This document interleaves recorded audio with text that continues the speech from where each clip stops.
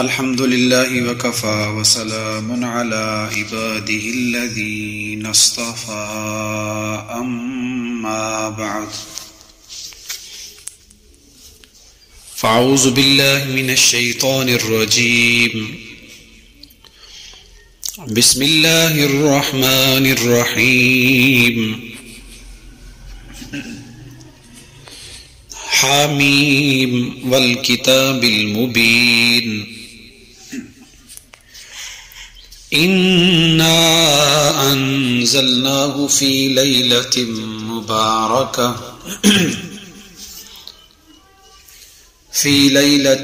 مباركة إنا كنا منذرين فيها يفرق كل أمر حكيم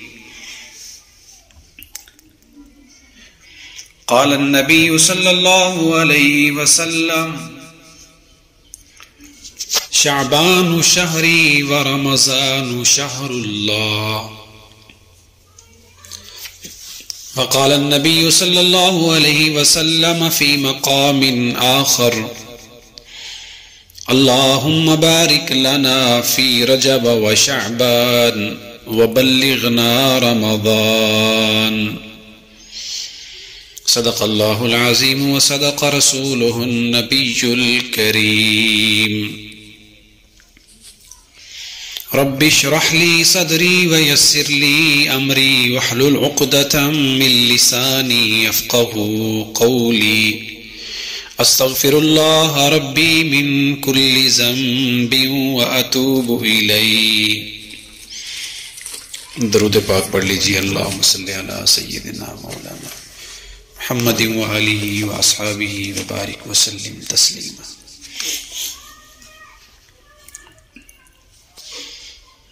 شہر سنامہ کی عظیم دینی درسگاہ مدرسہ اقرا ریاض الجنہ للبنین والبنات، اس کے ہفتہ وار اصلاحی پروگرام، اصلاحی مجلس برائے خواتین، جو ہر اتوار کو صبح 10 سے 11 بجے تک منعقد ہوتی ہے، اس محفل میں تشریف لانے والے،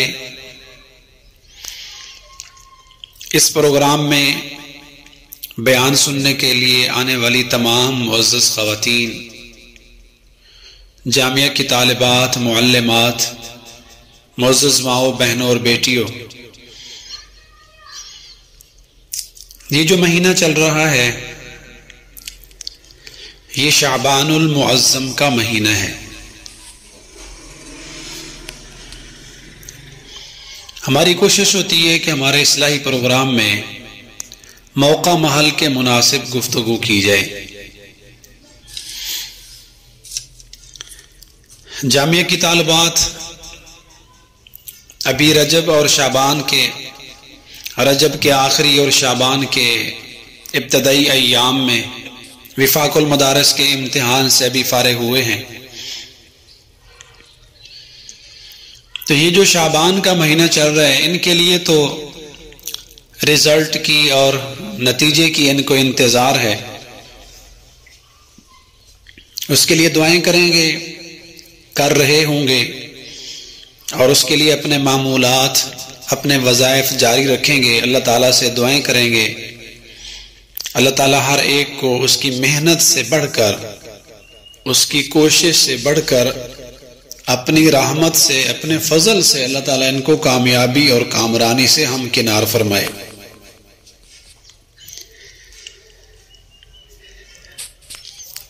شعبان المعظم اسلامی مہینوں میں یہ رجب کے بعد اور رمضان المبارک سے یہ مہینہ پہلے آتا ہے.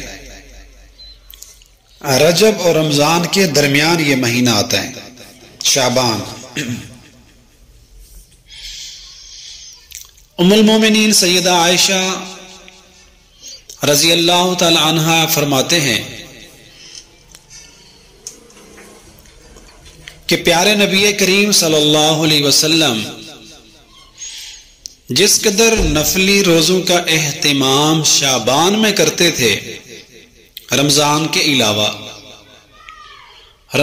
علاوہ جتنے نفلی روزے آپ شعبان میں رکھتے تھے اتنا کثرت کے ساتھ روزے اور کسی مہینے میں نہیں رکھتے تھے.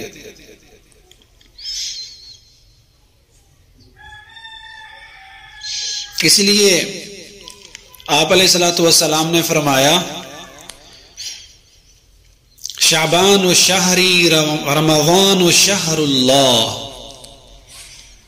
شعبان و شہری و رمضان شہر اللہ. اللہ کے نبی نے فرمایا یہ شعبان میرا مہینہ ہے، یہ شعبان میرا مہینہ ہے، و رمضان و شہر اللہ، اور رمضان وہ اللہ کا مہینہ ہے. مہینے تو سارے اللہ کے ہیں، دن سارے اللہ کے ہیں. حضور علیہ الصلوۃ والسلام نے شعبان کی اپنی طرف نسبت کر کے بتلایا کہ شعبان یہ میرے لیے رمضان کی تیاری کا مہینہ ہے.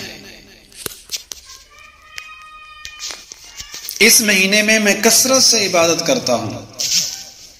رمضان کی تیاری ہوتی ہے شعبان کے اندر. فوجیوں کو جنگ پر بھیجا جاتا ہے نا، تو جنگ پر ان کو بھیجنے سے پہلے پتہ نہیں کتنی بار ان کو ٹریننگ دی جاتی ہے، ریہرسل کرائی جاتی ہے، ان کو ایکسرسائز پہلے کرائی جاتی ہے، مشقیں کرائی جاتی ہیں، پہلے ٹریننگ دی جاتی ہے تاکہ جب اصل مقصود کی طرف یہ جائیں تو پہلے ٹرینڈ ہو چکے ہوں، پہلے تربیت یافتہ ہو چکے ہوں.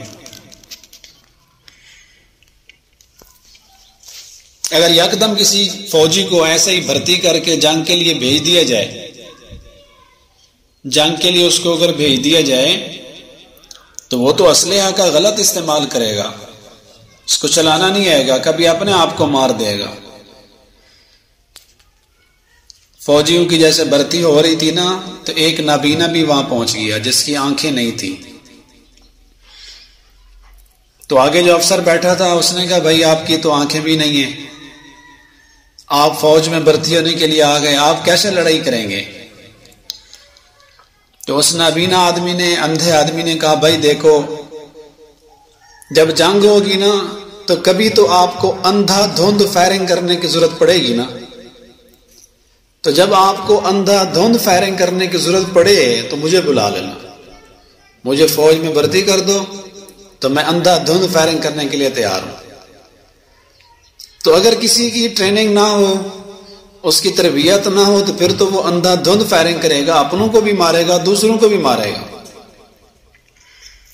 تو اللہ تعالیٰ نے یہ جو شعبان کا مہینہ دیا کہ تمہاری ایک بہت بڑی عبادت جو رمضان میں آ رہی ہے روزے، اس کی پہلے ریہرسل کرو، اس کی پہلے پریکٹس کرو، روزے رکھنا سیکھو.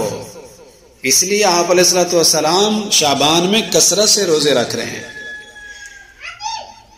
تو گویا شعبان میں یہ پیغام ہے کہ رمضان سے پہلے رمضان المبارک کی تیاری کر لیجئے. جو کام ہم نے رمضان میں کرنے ہیں نا، شعبان میں ان کو ابھی سے شروع کر دیں، انتظار میں نہ رہیں. رمضان اللہ کا مہینہ ہے، رمضان اللہ کا مہمان ہے، اور پتہ ہے جب مہمان گھر میں آتے ہیں ہم کتنی گھر کے اندر ان کے آنے سے پہلے کوششیں کرتے ہیں، گھر کے اندر صفائی ستھرائی کا انتظام کرتے ہیں. برتنوں کو خواتین دھو رہے ہوتے ہیں، کچن صاف کر رہے ہوتے ہیں، بستروں کی صفائی کر رہے ہوتے ہیں. جب خاص طور پہ کوئی معزز مہمان آ رہے ہیں تو کتنی ان کو ہم ریسپیکٹ دیتے ہیں، کتنی ان کی عزت کرتے ہیں. ان کے آنے سے پہلے تیاریاں شروع. یہ ہمارے پاس اللہ کا مہمان آ رہا ہے، اللہ کا مہمان. اس کے لیے ہمیں جہاں گھروں کی صفائی کر لینی ہے، جہاں سحری اور افطاری کی ہم نے تیاری کرنی ہے، تو اس سے قبل اپنے دلوں کی صفائی کرنی ہے، اپنے دلوں کو صاف کرنا ہے. یہ آنے والے مہمان رمضان المبارک کا احترام ہے، یہ اس کو ویلکم کرنا ہے ہم نے اپنے دلوں کی صفائی کر کے۔ علماء نے کچھ کام لکھے ہیں، رمضان سے پہلے ان کاموں کو کرنا یہ رمضان کا استقبال ہے، یہ رمضان کی تیاری ہے۔ ابھی سے تہجد کی عادت ڈال لیں، ابھی سے رات کو جلدی سو کر صبح جلدی اٹھنا شروع کر دیں تاکہ سحری کے وقت جاگنے والی عادت ہماری پہلے بن چکی ہو۔ تہجد کی عادت ابھی سے بنا لیں، یہ رمضان کو ویلکم کرنا ہے، یہ رمضان کی تیاری ہے۔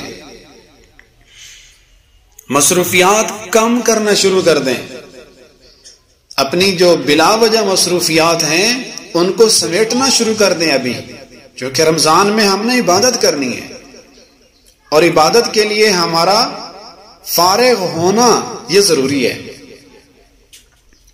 کچھ ایسے کام جو ہم نے رمضان میں کرنے ہیں ان کو ابھی سے نمٹا لیں۔ انٹرنیٹ سے احتراز کریں، موبائل کا زیادہ استعمال رمضان میں خطرناک ہے۔ جیسے عبادت پر ثواب زیادہ، تو ماہ مبارک کے اندر اللہ کی کسی نافرمانی پر گناہ بھی زیادہ، اور یہ انٹرنیٹ، یہ سوشل میڈیا گناہ کا بہت بڑا ذریعہ ہے۔ اس لیے ابھی سے موبائل کا استعمال کم کرنا شروع کر دیں، انٹرنیٹ سے احتراز کریں ابھی سے، وقت کے ضیاع سے اجتناب کریں، یہ رمضان کی تیاری ہے۔ ہم بہت سارا ٹائم ایسے ہی فضول کاموں میں پڑے سوئے گپوں اور باتوں میں ضائع کر دیتے ہیں۔ ابھی سے عادت بنا لیں، شعبان سے ہی عادت بنا لیں کہ ہم نے فضول کوئی کام نہیں کرنا، فضول کوئی ایک منٹ سیکنڈ بھی ضائع نہیں کرنا، تاکہ رمضان میں عادت پہلے سے بن چکی ہو۔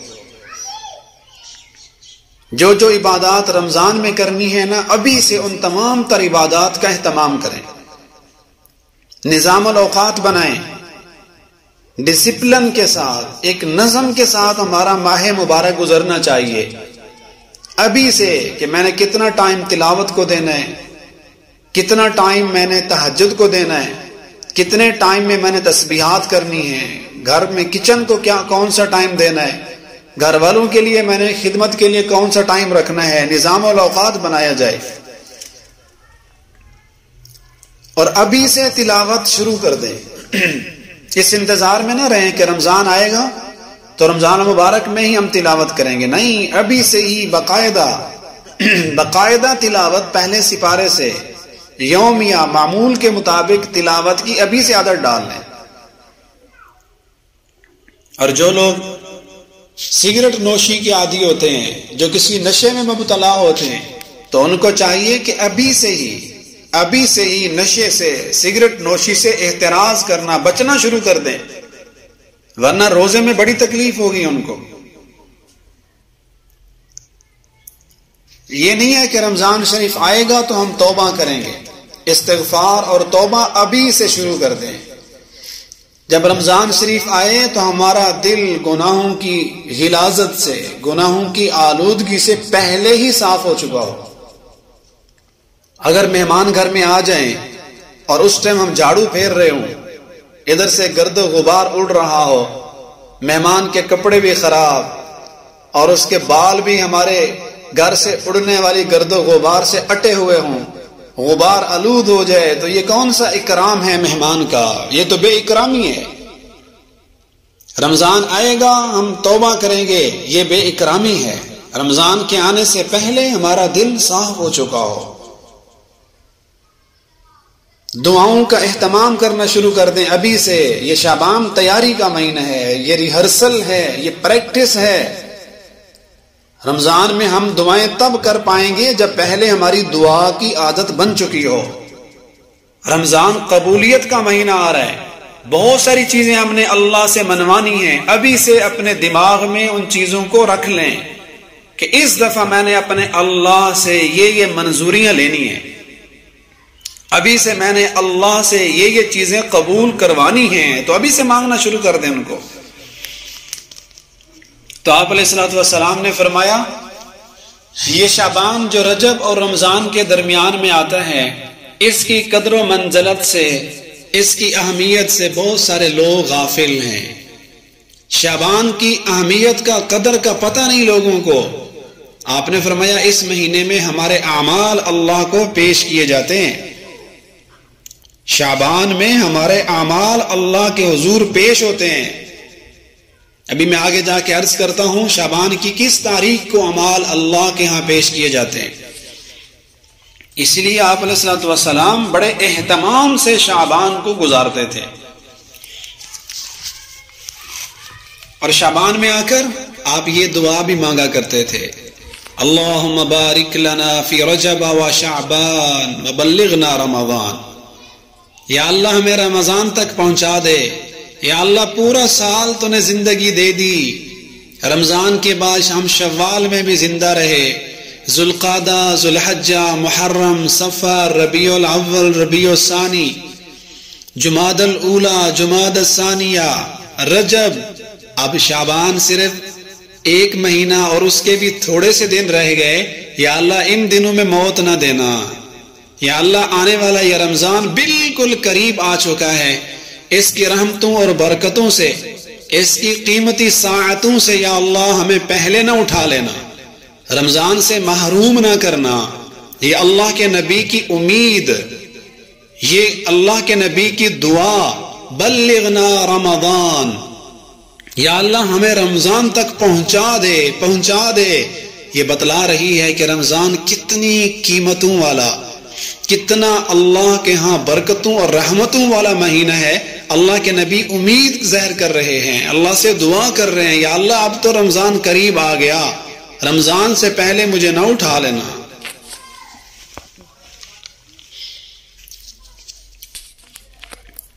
شعبان سارے کا سارا برکتوں رحمتوں والا رمضان کی تیاری کا مہینہ ہے، لیکن اس کی ایک رات تو بہت ہی خاص آ رہی ہے، ابھی وہ آئی نہیں ہے، وہ رات آنے والی ہے، وہ آنے والی جمعرات کو ہے۔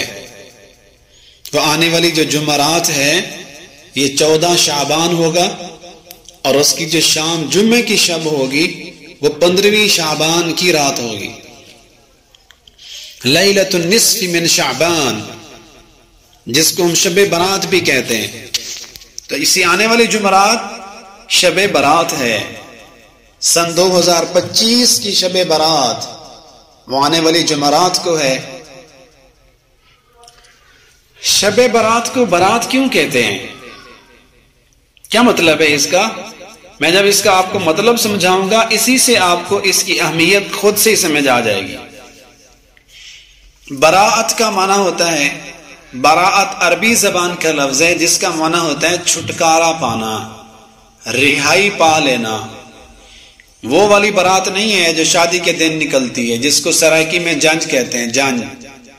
ایک وہ برات ہوتی ہے، وہ اور طرح سے لکھا جاتا ہے، اور یہ عربی والا جو لفظ براءت ہے، براءت، شب براءت، اس کا معنی ہوتا ہے رہائی پانا، چھٹکارا پانا۔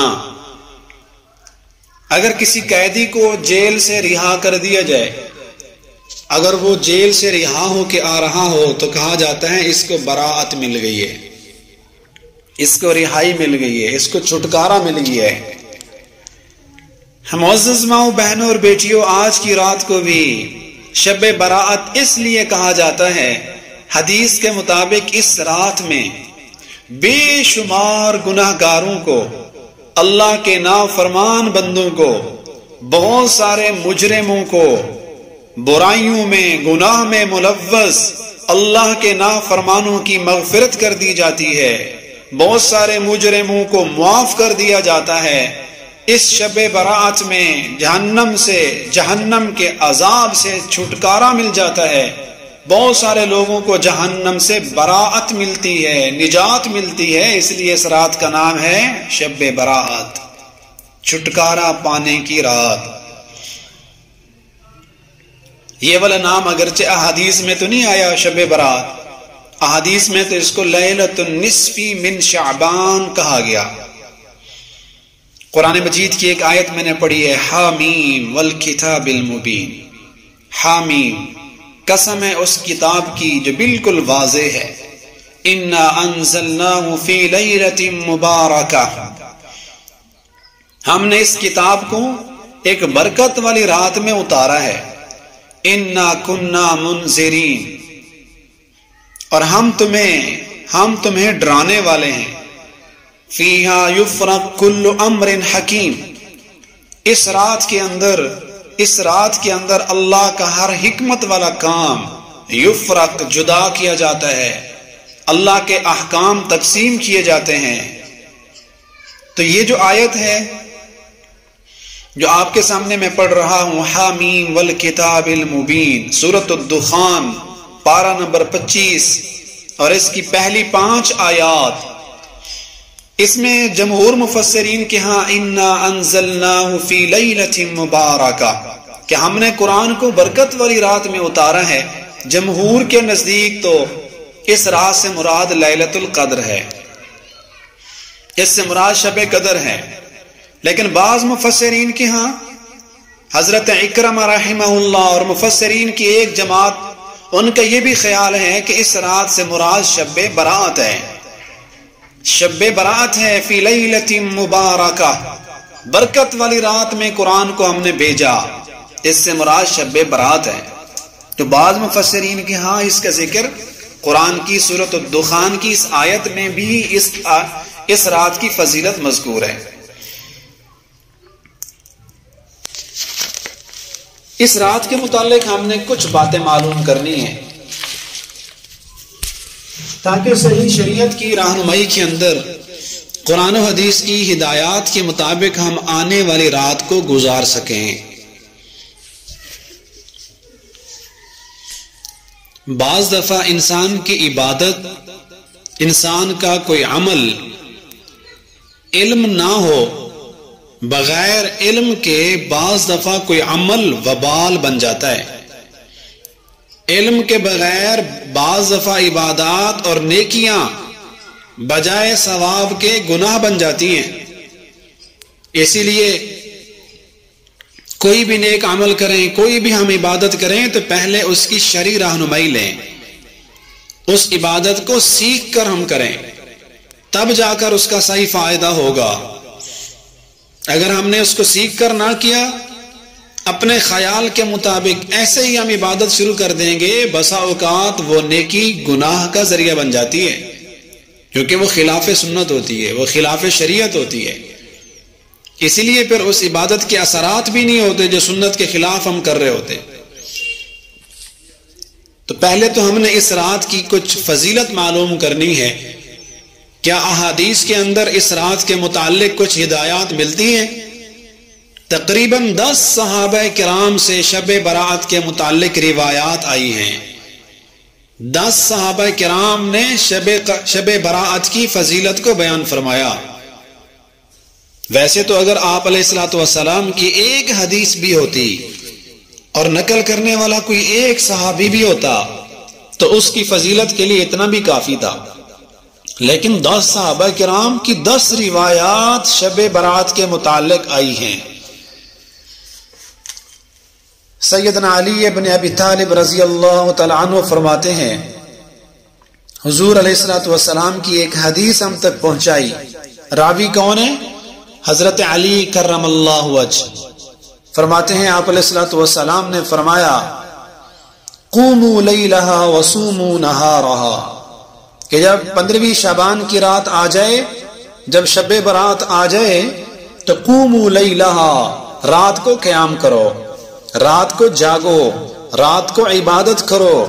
وصوموا نہارہا، اور 15ویں شعبان کی جو رات سے اگلا دن ہوگا تو اس کے دن کے اندر روزہ رکھو. تو 15ویں شعبان کا روزہ رکھنا مستحب ہے، وہ فرض واجب اور ضروری نہیں ہے. لیکن جس کو اللہ نے صحت دی ہو تو شعبان کا مہینہ بھی ہے اور یہ روزہ مستحب ہے تو اگلے دن کا روزہ رکھا جائے. اور آگے فرمایا اللہ ینزل فیہا، یہ جو شب برات ہوتی ہے اللہ تبارک و تعالی آسمان دنیا پہ خود نازل ہوتے ہیں. اللہ تعالیٰ تو ہر جگہ موجود ہے. نازل ہونے کا مطلب اللہ کی خاص رحمت اس رات کو اترتی ہے. لغروب الشمس الى سماء الدنیا، جو ہی شب برات کے لیے رات کا آغاز ہوتا ہے، سورج غروب ہوتا ہے تو اللہ کی رحمت موسلا دھار بارش کی طرح برسنا شروع کر دیتی ہے۔ غروب شمس سے ہی یہ برکات، انوارات، تجلیات شروع ہو گئی۔ فَيَقُولُ أَلَا مُسْتَغْفِرْ لِي فَأَغْفِرْ لَهُ، اللہ تعالیٰ پوچھتے ہیں اس رات میں کوئی ہے گناہ سے توبہ کرنے والا، میں اس کو معاف کر دوں۔ أَلَا مُسْتَرْزِقٍ فَأَرْزُقْهُ، کوئی ہے رزق مانگنے والا، میں اس کو رزق دوں۔ أَلَا مُبْتَلٍ فَأُعَافِيهِ، کوئی ہے مصیبت زدہ، کسی پریشانی میں مبتلا کوئی آدمی، کوئی اللہ کی بندی یا کوئی اللہ کا بندہ، کوئی ایسا ہے بیماری سے تنگ آ چکا ہو، مصیبت میں مبتلا ہو، اللہ سے دعا کرے آج شب براءت ہے، فَأُعَافِيهِ، میں اس کو عافیت دے دوں۔ اللہ تعالیٰ خود بندوں سے پوچھ رہے ہیں کتنی فضیلت والی رات ہے۔ حَتَّى يَطْلُعَ الْفَجْرِ، فرمایا جب تک طلوع فجر نہیں ہوتی، جب تک وہ رات ختم نہیں ہوتی، ساری رات اللہ کی طرف سے ایک منادی، اللہ کی طرف سے ایک پوچھنے والا، ندا کرنے والا اپنے بندوں سے پوچھتا رہتا ہے، الا مستغفرن، الا مسترزقن، الا مبتلن، سبحان اللہ۔ تو اس رات سے ثابت ہوا، اس حدیث پاک سے جو حضرت علی رضی اللہ تعالی عنہ سے مروی ہے کہ یہ عبادت کی رات ہے، یہ اللہ سے مانگنے کی رات ہے۔ اس کا ذرا یوں تصور کریں کہ ایک بندے کو پیسوں کی ضرورت ہے، اب وہ اپنے گھر میں سویا ہوا ہے، ایک دوسرا بندہ اس کا دروازہ بجا کر ہاتھ میں پیسے لے کر دروازہ بجا رہا ہے کہ دروازہ کھولو مجھ سے پیسے لے لو۔ اب یہ اندر سویا ہوا ہے، اس کو پیسوں کی ضرورت بھی ہے اور اس کو یقین بھی ہے کہ جو باہر آیا ہوا ہے وہ پیسے لے کر آیا ہے اور مجھے ہی دینے آیا ہے اور دے کر ہی جائے گا، لیکن یہ کہتا ہے کہ نہیں، میں تو رضائی میں سویا ہوں، مجھے تو نیند آ رہی ہے، میں تو تھکا ہوا ہوں، میں تو نہیں آتا، میں تو موبائل چلا رہا ہوں، بھائی ادھر رکھ کے چلے جاؤ۔ یہ اتنی تکلیف بھی نہیں کرتا کہ بستر سے اٹھ کر باہر سے اس سے پیسے لے لے۔ وہ بندہ آواز دیتا رہتا ہے، اس کو بلاتا رہتا ہے، ساری رات کھڑا رہتا ہے، یہ باہر نہیں آتا اور صبح کو واپس چلا جاتا ہے۔ تو کتنا بڑا بدقسمت ہے یہ آدمی، اس کے گھر رحمت پہنچ گئی تھی، اس کی ضرورت کی چیز اس کے گھر آ گئی تھی، لی ہی نہیں۔ اسی طرح ساری رات اللہ کے فرشتے، اللہ کی رحمت ہمارا دروازہ بجاتی رہتی ہے شب برات کو، لیکن ہم موبائل میں مست ہوتے ہیں، ہم اپنی انٹرنیٹ کی چیزیں دیکھنے میں یا مزے کی نیند سونے میں سوئے رہتے ہیں، اور یہ فضیلت والی رات ہم سے چلی جاتی ہے، اور یہ سال میں ایک دفعہ آتی ہے، روز نہیں، سال میں ایک دفعہ۔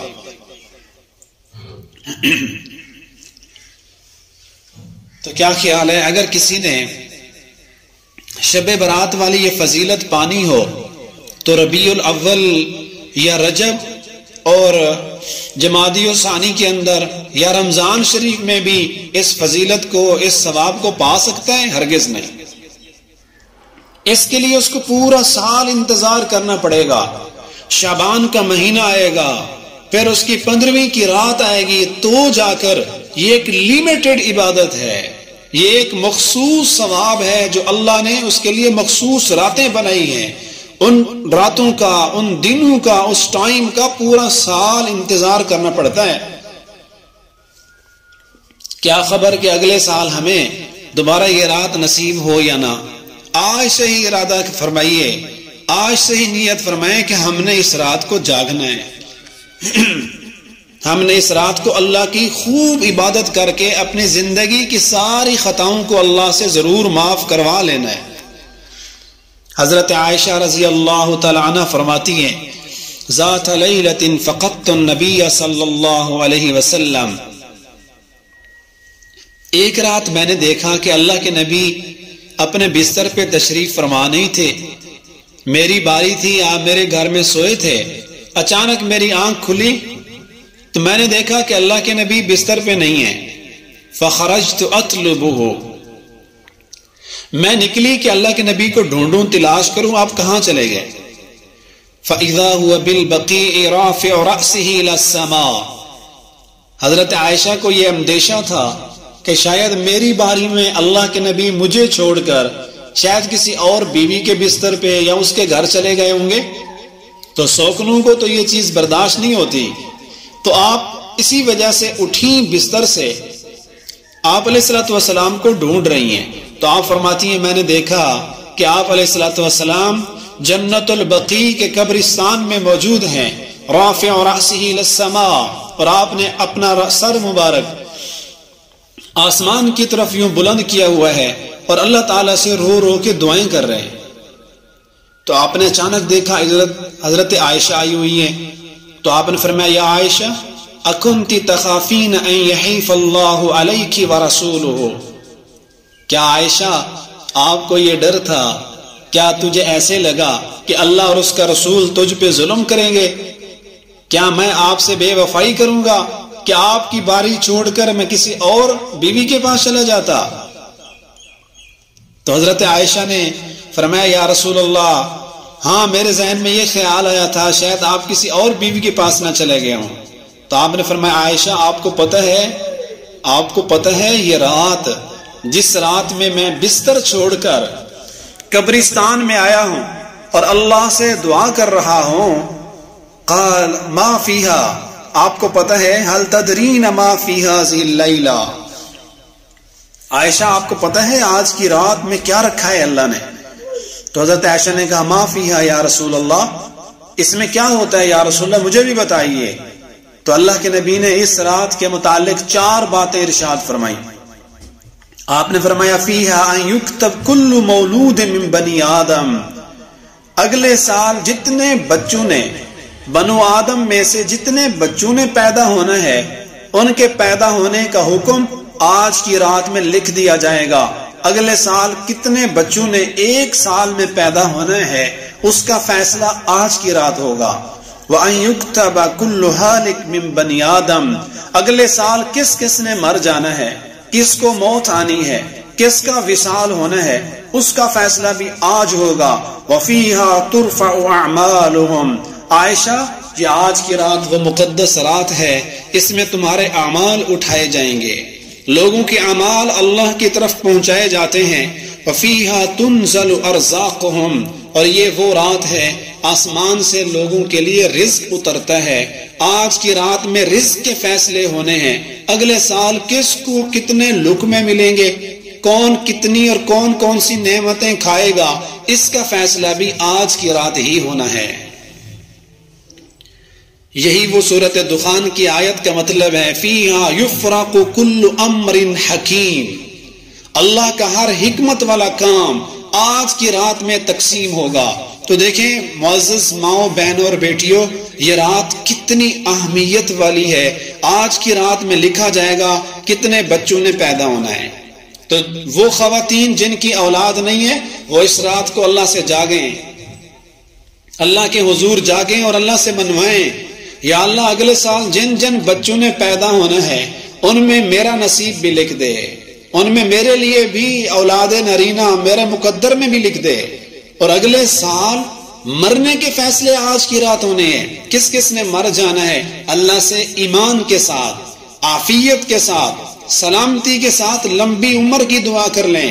ہو سکتا ہے کہ آج کی رات میرا اور آپ کو فیصلہ ہو کہ اگلے سال ہم نے دنیا چھوڑ جانی ہے، اور آج کی رات ہمارے اعمال اللہ کو پیش ہو رہے ہیں، اور آج کی رات ہمارے لیے رزق کے فیصلے ہو رہے ہیں۔ اور وہ انسان کتنا غافل ہے جس کی موت حیات کا فیصلہ ہو رہا ہو۔ ایک آدمی کے لیے ابھی جج نے اس کے لیے یہ فیصلہ کرنا ہو کہ اس کو سولی پہ لٹکایا جائے، سزائے موت کا قیدی ہو، اور اس کے لیے کوئی جج بیٹھ کر ابھی فیصلہ کر رہا ہو، آخری فیصلہ سنوا رہا ہو، اور ادھر سزائے موت کے قیدی کو انتظار بھی ہو، تو کیا خیال ہے اس کو نیند آئے گی؟ بالکل نہیں۔ اس خوف کے عالم میں کبھی اس سزائے موت کے قیدی کو فیصلہ سننے سے پہلے نیند نہیں آئے گی۔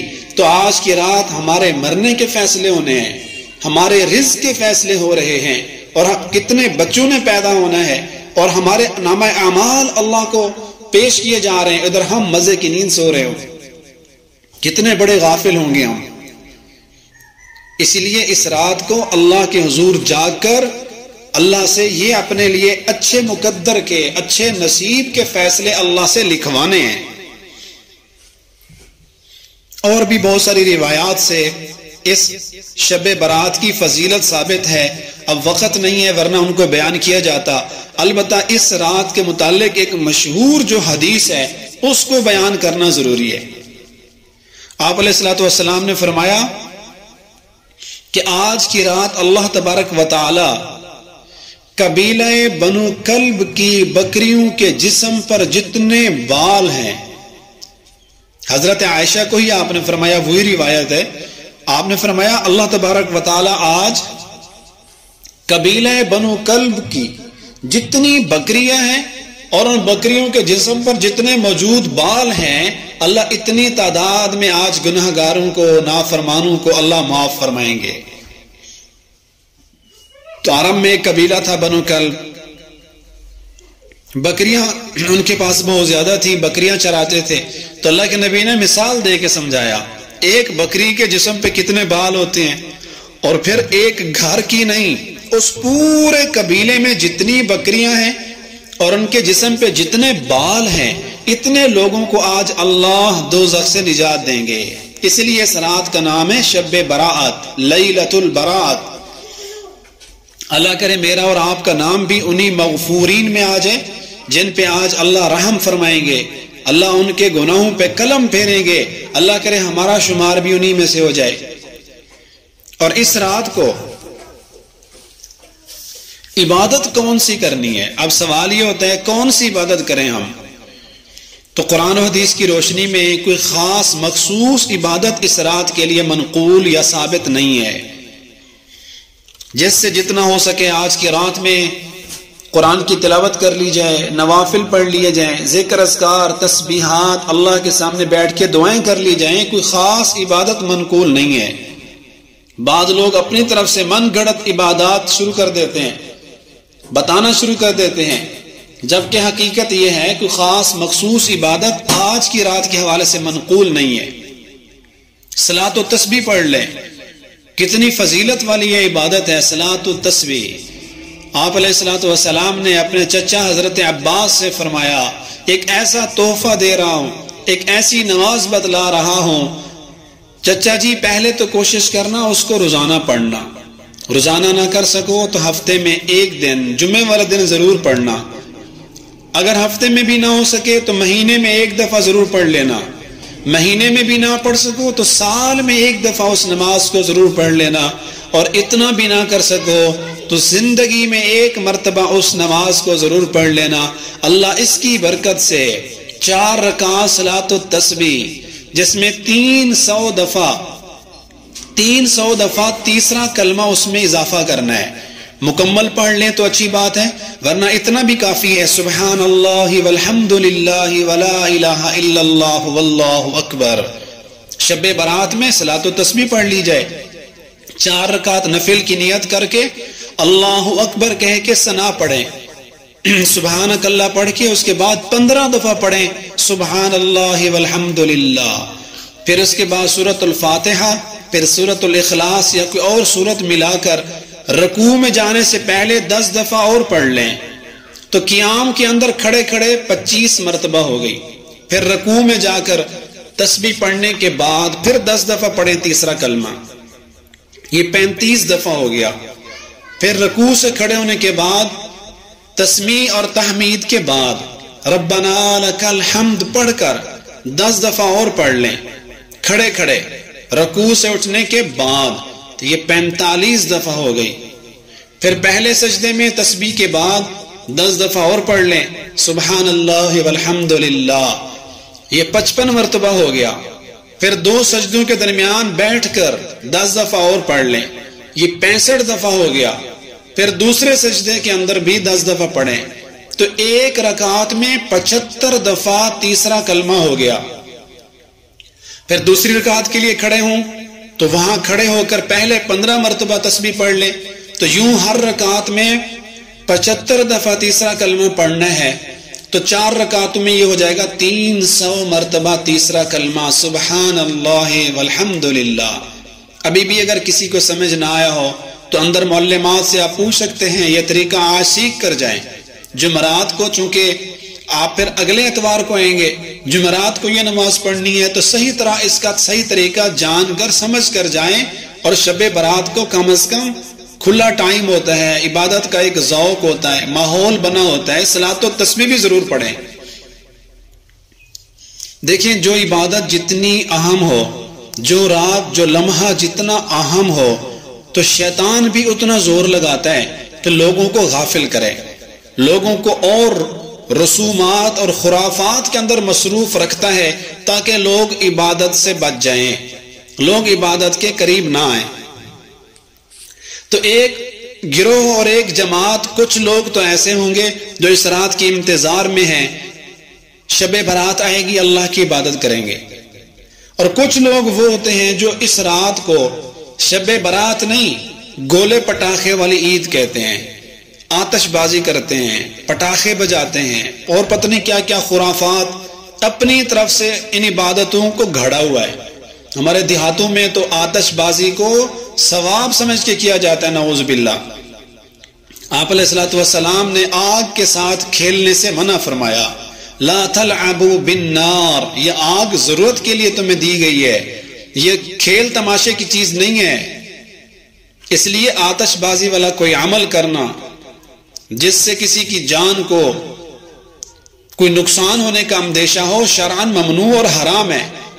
تو اپنے بچوں کو ہم کم از کم سمجھائیں، جس محلے، جس گلی میں، جس بستی میں ہم رہتے ہیں، کم از کم ہمارے بچے اس فعل حرام کا مرتکب نہ ہوں، شیطان کا ساتھ نہ دے رہے ہوں، کیونکہ شیطان اس رات لوگوں کی عبادت خراب کرتا ہے اور ہمارے بچوں کو استعمال کرتا ہے۔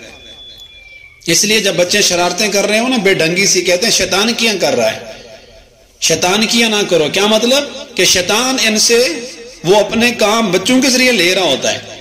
اور محدثین نے لکھا ہے کہ جو نابالغ اولاد جو بھی کام کرتی ہیں، وہ بچے تو بھی بالغ بھی نہیں ہیں، وہ تو شریعت کے مکلف بھی نہیں ہیں، ان کو گناہ نہیں ہوگا، اس کا گناہ ان کے والدین کو ہوگا کہ والدین نے ان کی صحیح طرح تربیت کیوں نہیں کی۔ ادھر ہمیں پتہ ہے کہ آتش بازی حرام ہے، فضول خرچی ہے، اس کے لیے جو والدین اپنے بچوں کو پیسے دیں گے، جیب خرچی دیں گے، اور بچے بتا کے جا رہے ہوتے ہیں ہم نے پٹاخے لینے ہیں، ہم نے گولے لینے ہیں، ہم نے آج کی رات بجانے ہیں، لوگوں کی عبادت کو خراب کرنا ہے، یہ والد بھی گناہ گار ہے۔ اور آپ قرآن مجید کے اندر آپ نے پڑھا اور علماء سے سنا، فضول خرچی کرنے والے شیطان کے بھائی ہیں، ان المبذرین کانوا اخوان الشیاطین۔ تو کیوں ہم آج کی رات بجائے اس کے کہ رحمان کے بندے بنتے، ہم شیطان کے بھائی بن رہے ہیں۔ اس لیے سختی سے اپنے بچوں کو منع کر دیں، خبردار کم از کم ہمارے گھر کے اندر کوئی اس طرح کا گولا پٹاخہ نہیں بجنا چاہیے، کوئی اس طرح کی آتش بازی نہیں ہونی چاہیے۔ اور اس میں کتنی بڑی اذیت ہے جب کسی محلے اور گلی کے اندر اس طرح پٹاخہ بجتا ہے، کتنے مریض ہوتے ہیں اس محلے میں، چھوٹے بچے ڈر جاتے ہیں، میں ان کو بد دعائیں دے رہی ہوتی ہیں۔ اور حضور علیہ الصلوۃ والسلام کی حدیث ہے، المسلم من سلم المسلمون من لسانہ ویدہ، مسلمان تو ہوتا ہی وہی ہے جس کی زبان سے اور اس کے ہاتھ سے دوسرے مسلمان محفوظ ہوں۔ اس طرح کی خرافات سے اس عبادت کی رات میں اپنے آپ کو بچانا ہے۔ بعض لوگوں نے اس رات کو یہ خیال کیا ہوتا ہے کہ آج ہمارے جو مردے ہیں دنیا سے چلے گئے، ان کی روحیں واپس آتی ہیں۔ ایسا بھی کوئی نظریہ، ایسی بھی کوئی آیت یا حدیث نہیں ہے جس میں یہ آیا ہو کہ اس رات کو روحیں واپس آتی ہیں اور تمہارے پاس کھانا کھانے کے لیے آتی ہیں، لہذا آج کی رات اچھے اچھے کھانے بناؤ، چونکہ تمہارے بڑوں نے، ان کی روحوں نے واپس آنا ہے، حلوے بناؤ اور ان کے لیے گوشت بناؤ، اچھے اچھے کھانے پکاؤ، تاکہ تمہارا ٹائم اسی حلوہ بنانے میں اور یہ ڈشیں تیار کرنے میں لگ جائے اور تم اللہ کی عبادت بھی نہ کر سکو۔ یہ سب شیطانی سازشیں ہیں، یہ سب شیطانی باتیں ہیں، اس طرح کی کوئی بات قرآن و حدیث میں نہیں ہے۔ حلوہ پکانا آج کی رات کوئی ضروری نہیں ہے، اگر کوئی معمول سے بناتے ہیں، روزانہ وہ ہر جمعرات کو بناتے ہیں اور اس دفعہ بھی شب برات جمعرات کو آ رہی ہے، تو ان کا معمول ہے، ایک شیڈول چل رہا ہے، تو اس کے مطابق بنا لیں تو کوئی حرج نہیں ہے، لیکن باقاعدہ اہتمام سے بنانا، پھر اس کو تقسیم کرنا اور اس کو ثواب اور لازمی سمجھنا، یہ بدعت ہے، یہ ایک من گھڑت بات ہے۔ آخر کے اندر ان لوگوں کا ذکر کرنا بھی ضروری ہے جو آج کی رات بھی اللہ کی رحمت سے محروم ہو جائیں گے۔ شب برات کے جو محرومین ہیں، اتنی بڑی فضیلت والی رات، حدیث میں آتا ہے اللہ تعالی ہر بندے کو، ہر مسلمان کو معاف کر دیتے ہیں، لیکن کچھ کام ایسے ہیں اگر کوئی بندہ ان کاموں میں ملوث ہو تو آج شب برات میں بھی اس کی بخشش نہیں ہوگی۔ تو ایسے لوگوں کا اور ایسے کاموں کا ذکر اس لیے کیا جا رہا ہے کہ کم از کم ہم ان کاموں میں ملوث نہ ہوں۔ اگر کوئی اس طرح کے کاموں میں لگا ہوا ہے، شب برات سے پہلے توبہ کر لے تاکہ وہ اللہ کی اس رحمت سے، اللہ کی اس خاص برکت والی رات میں اللہ کی طرف سے جو بخشش کا فیصلہ ہونا ہے اس سے محروم نہ ہوں۔ تفصیل میں نہیں جاتے، بس میں ان کا نام ذکر کر دیتا ہوں جو احادیث کے اندر آیا۔ ان میں سے ایک جس کی شب برات میں بھی بخشش نہیں ہوگی وہ مشرک ہے، اللہ کی ذات صفات میں کسی کو شریک کرنے والا، الا المشرک، فرمایا مشرک کی بخشش شب برات میں بھی نہیں ہوگی۔ المشاحن، مشاحن اس کو کہتے ہیں جس کے دل میں کینہ ہو، جس کے دل میں دوسرے کے لیے بغض ہو، حسد ہو، آپس میں دو بندے بولتے نہ ہوں، آپس میں سلام دعا نہ ہو، ایک دوسرے کے بارے میں جلن، کینہ، بغض دل میں رکھا ہو، تو فرمایا اللہ اس رات کو سب لوگوں کو معاف کر دیتے ہیں۔ جب ایسے لوگوں کا نامہ اعمال پہنچتا ہے جو آپس میں بولتے نہیں ہیں، دل میں کینہ ہے، اللہ فرماتے ہیں ان کو اپنے حال پہ چھوڑ دو جب تک کہ سلو نہیں کرتے۔ اس لیے اس رات سے پہلے ہر مسلمان کو معاف کر دیں، اپنے دل کو کینے اور بغض سے خالی کر لیں۔ تیسرے نمبر پہ والدین کا نافرمان، جس سے والدین ناراض ہوں، آج کی رات اس کی بھی بخشش نہیں ہوگی جب تک کہ والدین کو راضی نہ کر لے، جب تک کہ والدین اس کو معاف نہ کر دیں۔ چوتھے نمبر پہ ناحق قتل کرنے والا، اگر کسی نے کسی کو ناحق قتل کیا ہے، بہت بڑا جرم ہے، بہت بڑی حرکت ہے، بہت بڑی بدبختی ہے کسی انسان کی جان لینا، قاتل کی بھی آج کی رات بخشش نہیں ہوگی۔ پانچویں نمبر پہ شراب نوشی کرنے والا، ام الخبائث ہے شراب، تمام برائیوں کی جڑ شراب۔ اگر کوئی شراب پیتا ہے یا کوئی عورت یا کوئی لڑکی شراب پیتی ہے، اتنا بڑا گندا عمل ہے، اللہ اتنا ناراض ہوتے ہیں جب شراب پینے والے کا نامہ اعمال اللہ کے ہاں پیش ہوگا، اللہ فرماتے ہیں اس کو بھی دفع کرو، اس کی بھی بخشش نہ کرو۔ نمبر 6، اپنا پائجامہ یا اپنی شلوار، اپنی چادر ٹخنے سے نیچے لٹکانے والا مرد، اس سے مراد متکبرانہ اور فخر کا لباس پہننے والا۔